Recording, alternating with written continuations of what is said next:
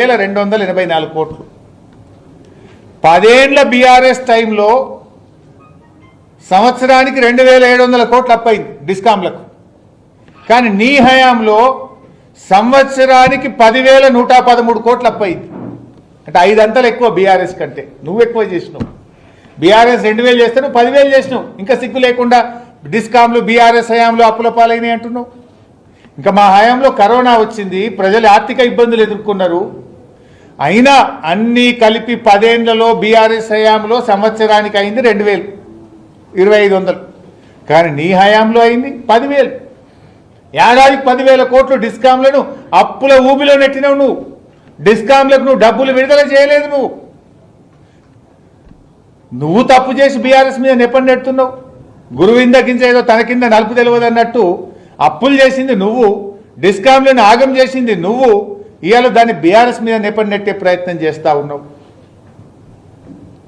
నీ హయాంలో 2.5 సంవత్సరాల్లో 25,284 కోట్లు కాంగ్రెస్ ప్రభుత్వ హయాముల్లో డిస్కాములకు బకాయి పడ్డది. రాష్ట్ర ప్రభుత్వ బకాయి 25,284 కోట్లు. 2.5 ఏళ్ల కాంగ్రెస్ ప్రభుత్వంలో బకాయి పడ్డది 25,284. 10 ఏళ్ల బీఆర్ఎస్లో ప్రభుత్వం డిస్కామ్లకు బాకీ పడ్డది 27,000 కోట్లు. అంటే బీఆర్ఎస్ హయాంలో ప్రభుత్వం డిస్కామ్లకు బకాయి పడ్డది ఏడాదికి 2,000 కోట్లయితే కాంగ్రెస్ ప్రభుత్వ హయాంలో డిస్కామ్లకు ప్రభుత్వం బాకీ పడ్డది సంవత్సరానికి 10,000 కోట్లు. ఇది నీ ప్రభుత్వ వైఫల్యం, నీ తప్పిదం.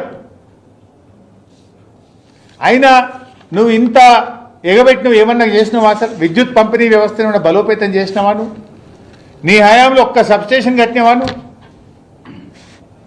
బీఆర్ఎస్ టైంలో 400 kV సబ్స్టేషన్లు మేము వచ్చిన నాడు 6 ఉంటే దిగిపోయే వరకు 30 చేసినాం. 220 kV సబ్స్టేషన్లు మేము వచ్చిన నాడు 51 ఉంటే దిగిపోయే నాటికి 103 చేసినాం. 132 kV సబ్స్టేషన్లు మేము వచ్చిన నాడు 176 ఉంటే